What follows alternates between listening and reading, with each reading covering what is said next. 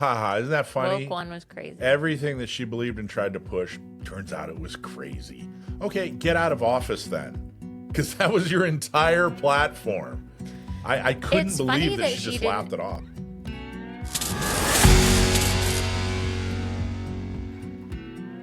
So, a lot of political movements get kind of over their skis and run their course. Maybe they get a little too extreme. Maybe they go a little too far. Maybe they fly a little too close to the sun. But it's always interesting to see how they fade. And I've been very curious to see how this new woke political movement, when's it going to be over? When's it going to fade? How's it going to progress? And there's definitely a case to be made that their viewpoints have gotten extreme or always were extreme and definitely out of the mainstream. So I don't know if you heard the queen of woke, I would say, is AOC. Would you, I don't know if you'd agree. I would agree. Yeah, she's right up there with the craziest of the crazies. Yeah. So I think we're about to see or are seeing or have seen the beginning of the end when it comes to woke. I think that this is going to fade. Now, all these political movements, whether hippies or Tea Party or whatever, they leave a lasting mark. So they don't always completely and totally disappear. Yeah. Some kind of remnants of their movement and their ideas stays around. So yes. I think that is the case with this woke movement as well. But I think we're seeing the beginning of the end.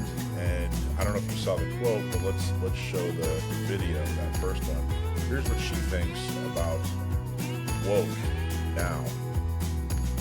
Standing is that Francesca Hong has made clear her present stances to her electorate. Yeah, she's moved away from a lot right, of that. She's moved away from it. And I have a local city councilman that has this saying, woke one was crazy. Woke one was crazy. Okay, that's interesting. And I think that what's important is that Francesca Hong has made clear her present stances to her electorate. Yeah, she's moved away from a lot of that. Right, she's moved away from it. And I have a local city councilman that has this saying, woke one was crazy. Woke one was crazy. Okay, that's interesting.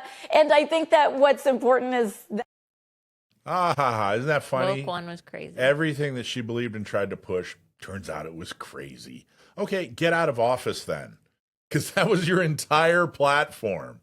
I couldn't believe that she just laughed it off. She didn't say that her version of woke one was crazy. She said, I have a council member who says that. So she was almost she's almost trying to float the idea to see how will people respond to this without having to actually say, yeah, I ran on a bunch of crazy stuff. Yeah, God forbid she take responsibility, right? Right. So she didn't take responsibility, but the other part of it is by labeling it woke one, it makes it sound like it's okay that there's going to be a woke two. So it's okay to still have these opinions. Right. But we're just going to edit it a little bit. Exactly. We're just going to edit it a little bit. We're not necessarily going to get rid of them. We're not even necessarily evolving, or changing our mind even.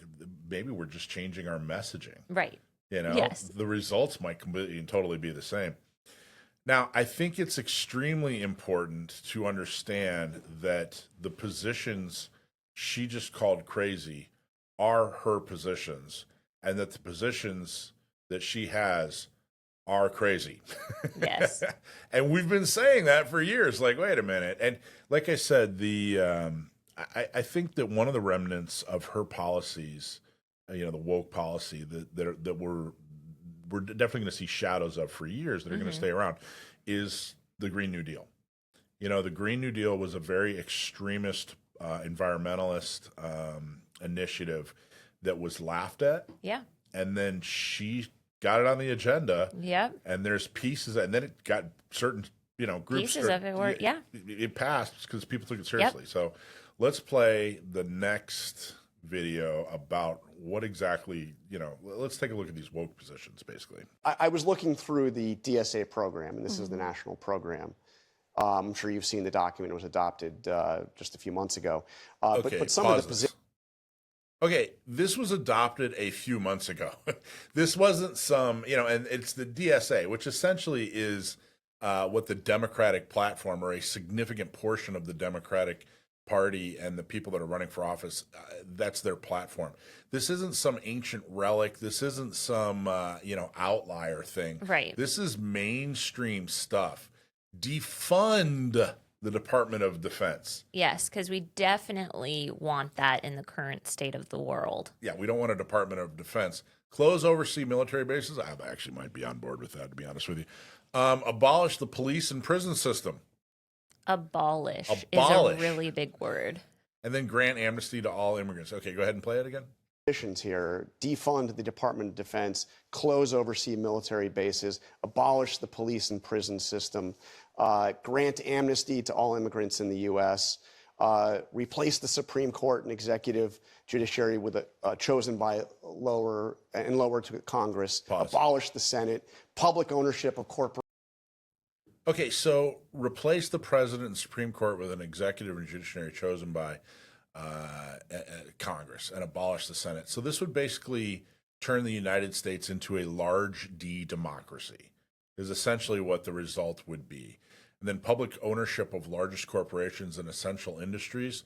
That is the hallmark characteristic of a socialist society and a communist society. Not quite communist, but definitely socialist.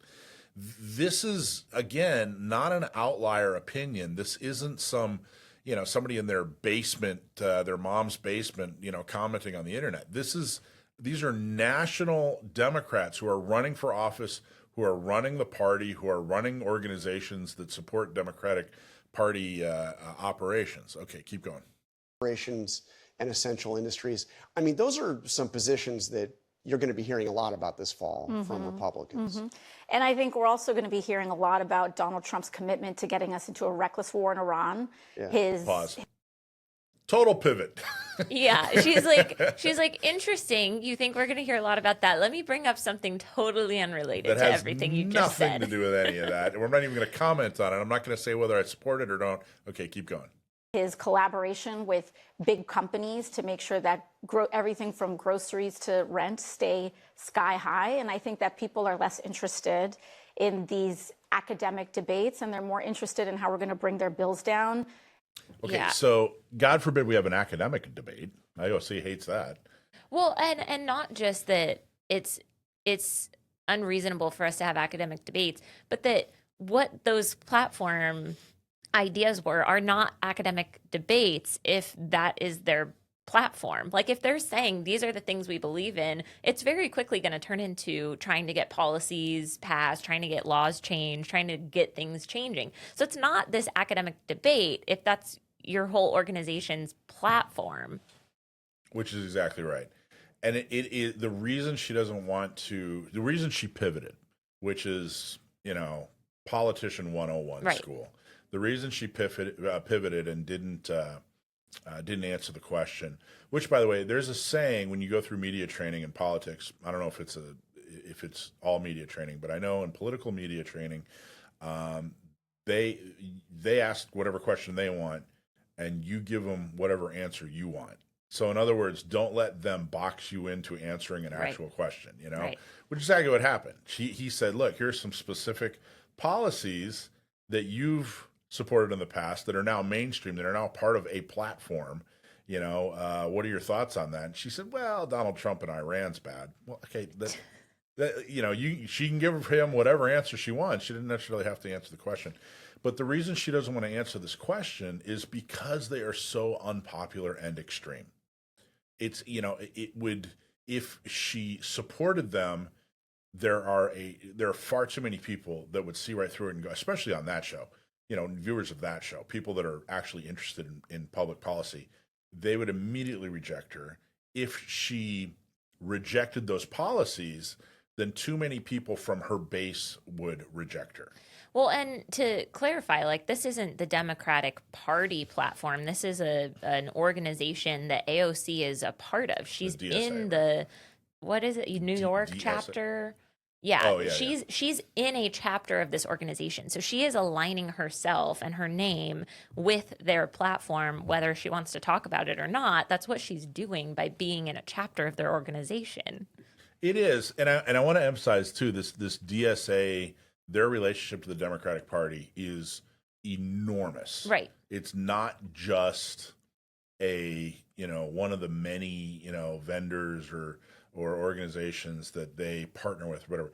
This is an organization that drives policy. So it's not a single Right. issue organization that they kind of pay attention to. Like this DSA that's taking over democratic operations and democratic thought and democratic policies and democratic platforms. I just wanted to clarify, like if you look up the Democratic Party of the United States, like you're not going to see that particular list on their website, but you will see references to the DSA. Right. Yeah. And now let's take a look. So this is somebody that actually works for the DSA. And I liked this clip because the reporter asked an extremely good question, a very pointed question. So let's watch this. So again, this is somebody that actually works for the DSA. And by the way, she doesn't want to touch her own policies either. Right. Let's watch her. What we really want to see is a horizon where folks are not reliant on armed enforcement to meet our public safety needs. Right, but it says defund police on the website. That's your goal. And also to get rid of prisons and jails, correct? Yes. So if my daughter is assaulted and raped, is there any agency that would seek to find her assailant and bring him to justice? Of course. Yeah, of course. What Absolutely. would it be if not police, and where would he be if not a jail? I guess I really want to avoid getting kind of caught into these hypotheticals and talk more about the reality that we're actually facing right now, which is Like that we're people spending getting raped? absolutely outrageous amounts of money on police and policing, and we're not spending money on things that actually make people safe and feel safe, which is things like actually well-lit streets. The streetlights in Los Angeles, everybody agrees it's a huge problem. Things like mental health care and substance use treatment.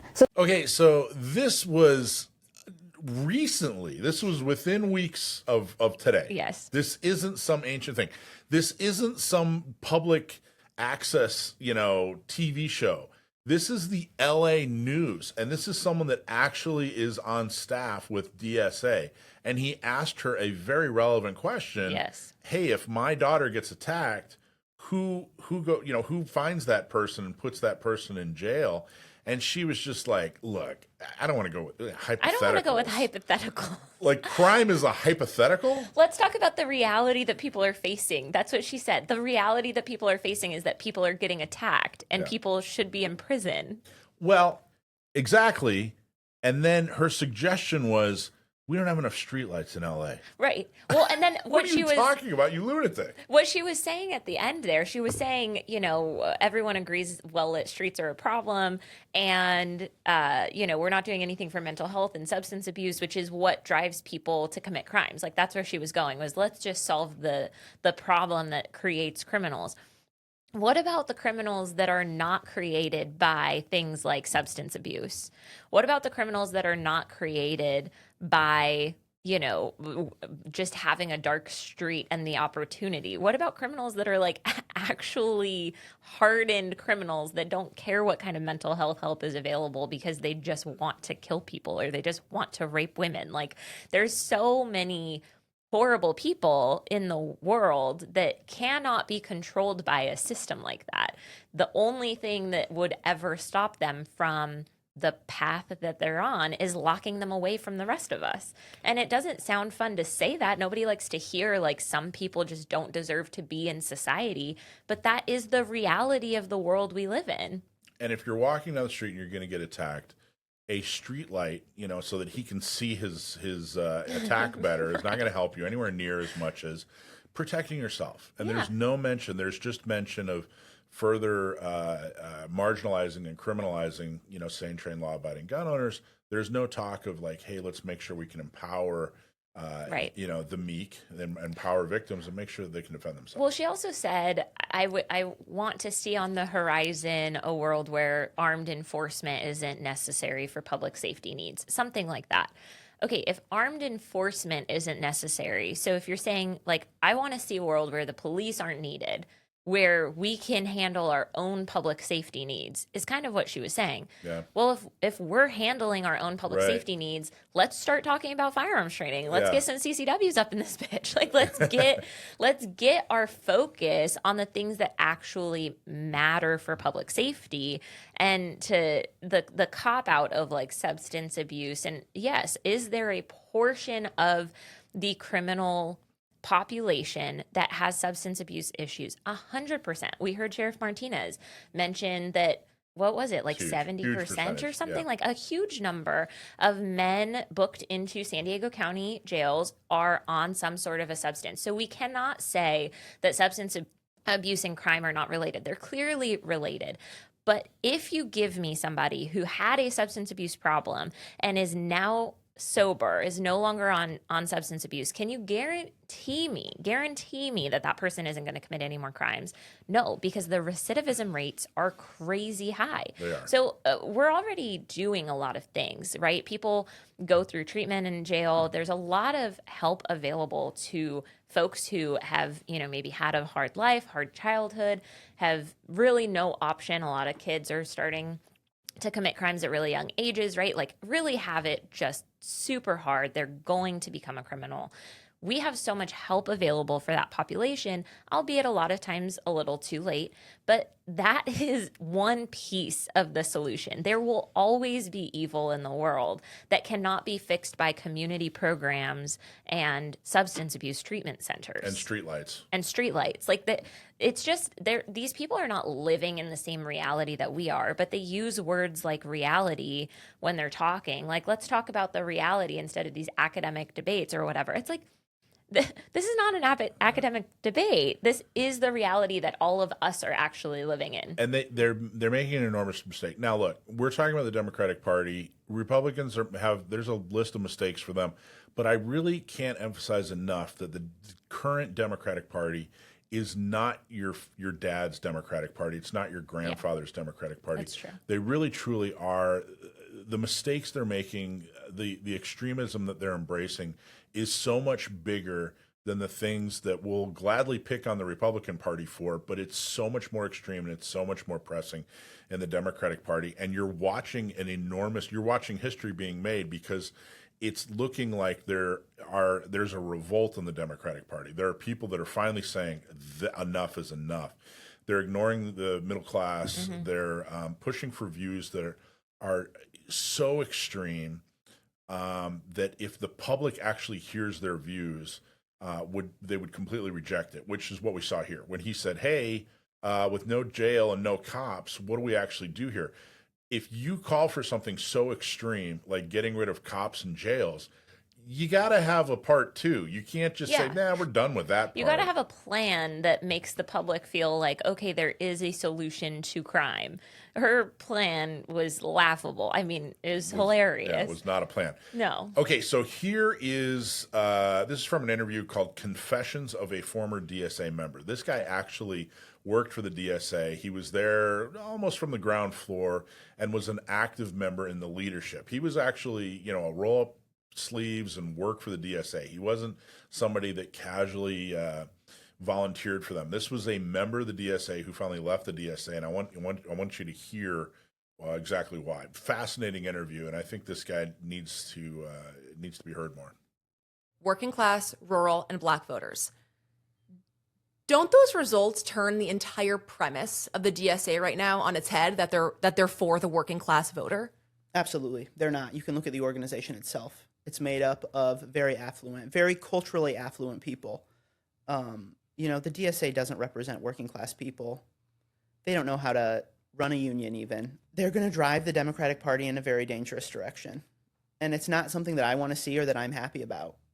But we do not live in a vacuum, and people who actually want to represent the values of this country that a majority of people hold have to make a choice right now. You've known El Sayed for a while now. I wonder, other than him recently blocking you on Twitter, what you make of him. Yeah, I've met him several times. I worked for his dad for quite some time. I know his dad very, very well. My view is he's an arrogant elite who believes he's owed this. and that's what's fueling him. And, you know, I'm going to do whatever I can to try to stop him because I think he's absolutely unfit. Okay, so that's somebody who actually worked for the DSA for years. And he went on in this interview to talk about, and he was talking about a candidate there who's running for office who's kind of this trust fund baby who's got these extremist views. But he's talked about how they are completely detached from the middle class. He talked about how they've taken a very troubling anti-Semitic turn. But this is somebody who believed in the DSA, worked for the DSA hard because he believed in them, and then walked away. And said, "This is not, what we're looking for." It was a fascinating interview, and this guy's doing nothing but harming his own career. This guy's a legitimate, true believer. He's somebody who believed in Obama and Clinton and the Democratic Party and everything that they stood for in the 90s and the early 2000s, but now in the 2010s is seeing the extremism and the wokeism that's not just creeping in, but has taken over the entire narrative. Well, and when you listen to Obama and Clinton while they were campaigning, it's like it's so far away from what the current Democrat Party believes and talks about. Like the vast difference in just 10, 15, 20 years in the platform is honestly insane. And I think that's why so many folks don't feel like they have a political home anymore. People who have voted blue their whole lives, who believe in what the Democratic Party used to be, are saying like, what has happened to my party? That I've heard from a lot of folks that we feel like the party left us, not like we left the party. And that's really how it feels when you hear some of these just insane views coming out of the party today. It is. If you want to make both sides mad, point out the fact that Trump it has far more in common with Bill Clinton than Obama had in common with Bill Clinton. That's funny. And in like every way, not just policy. Okay, so if you're still not convinced, if you're still sitting there thinking, well, Mike, that's the DSA, it's not the Democratic Party, it's totally different. No, it's not. This is an interview from a former Democratic operative. The interview is called Former Democratic Operative That Tells All, and she actually has a book coming out by that name in just a couple of weeks. I think it's the end of the month. This is fascinating. Well, she was a high-level operative. She did a couple things. She was really good at Senate races, but she was really good at raising money. And if you're good at raising money in politics, you write your own check. I mean, you do whatever you want. People come to you. She worked on a lot of different campaigns. And again, she was a true believer. She came from the Midwest. She grew up poor. She joined the Democratic Party because it was the party of the people that were going to help her and her, her blue collar family.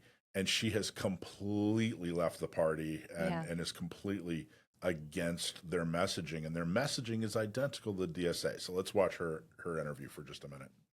I stepped out of my lane a little bit because I kind of thought someone wasn't doing a great job at their job. And so I was really good at launching Senate campaigns. It was like my specialty was U.S. Senate. I love Senate campaigns, Lucy.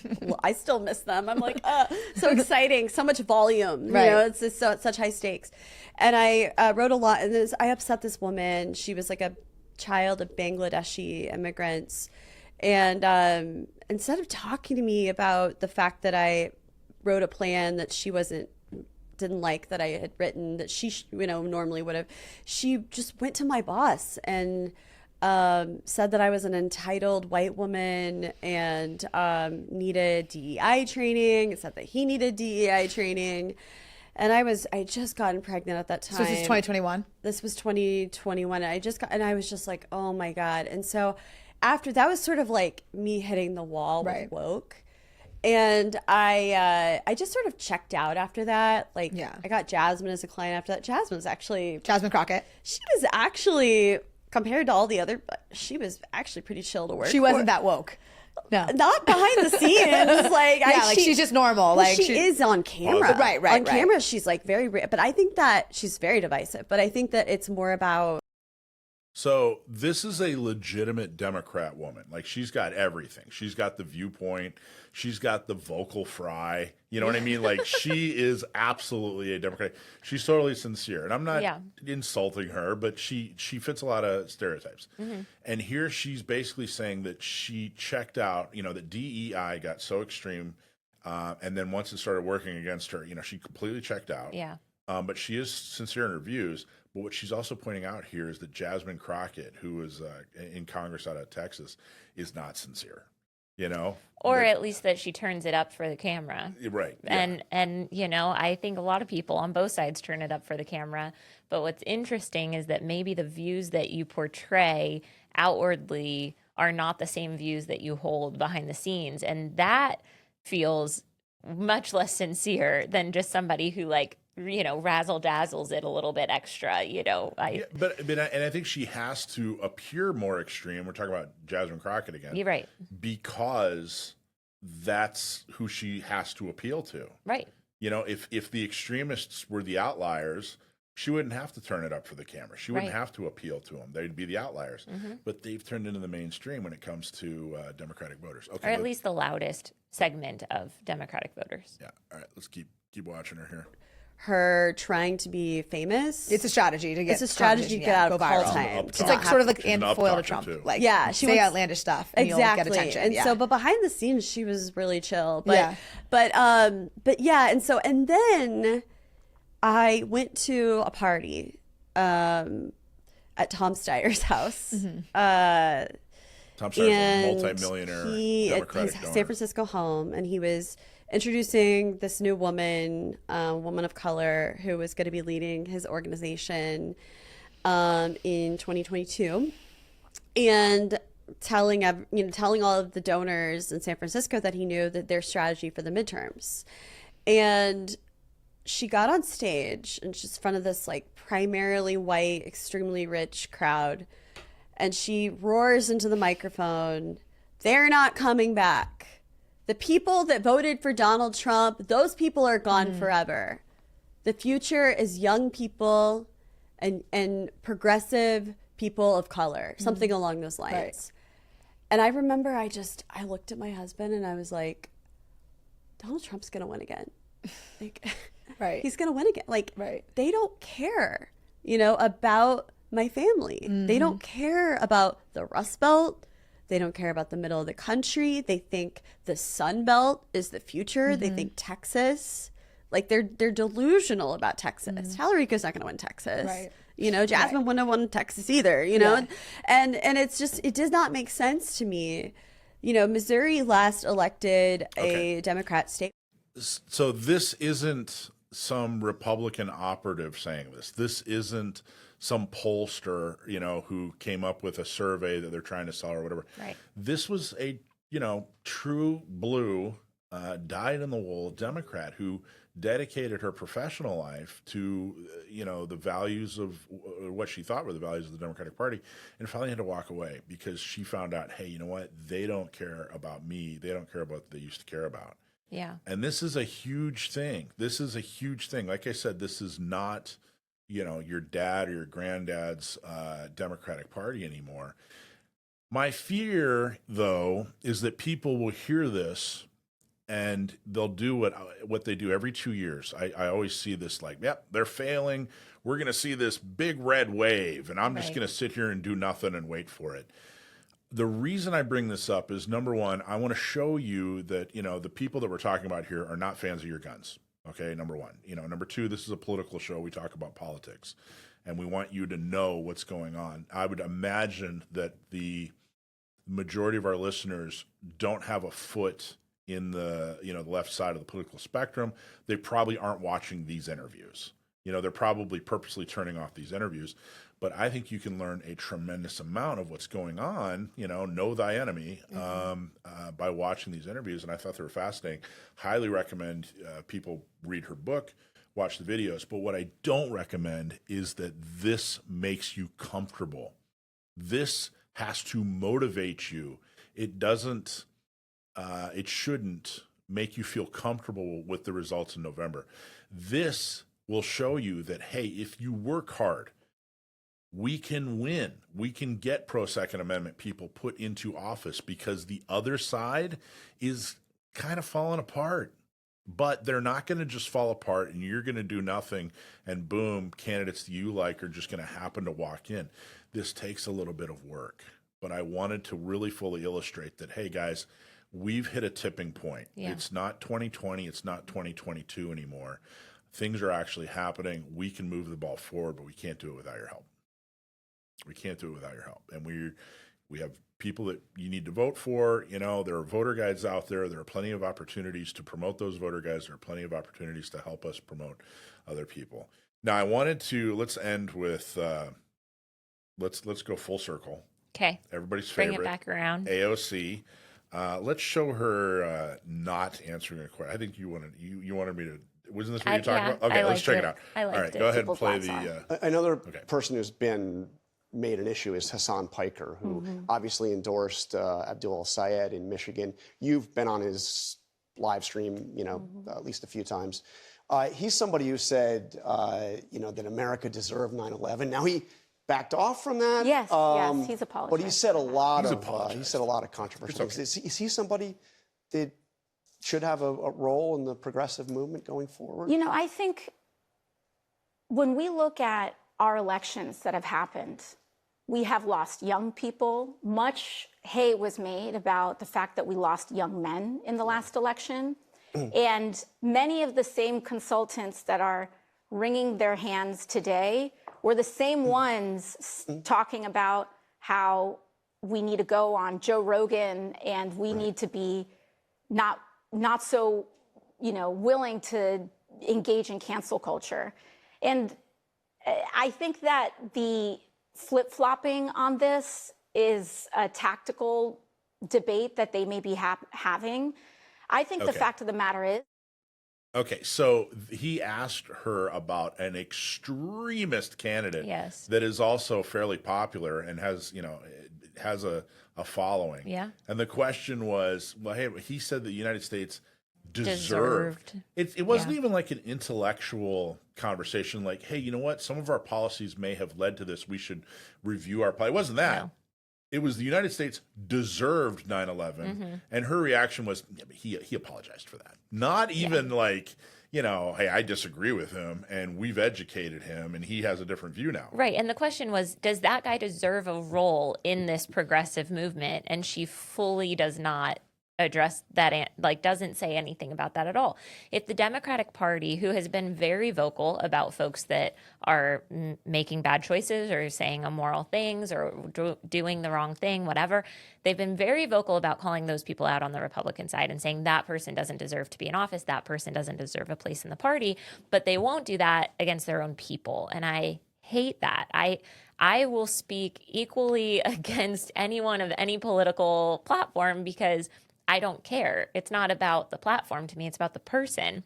I hate that one side of the political debate on a regular basis is very vocal against the other side, but does not look within and say some of our people have just gone too far. Amen. And I think you just summarized the exact point we are trying to make in this segment.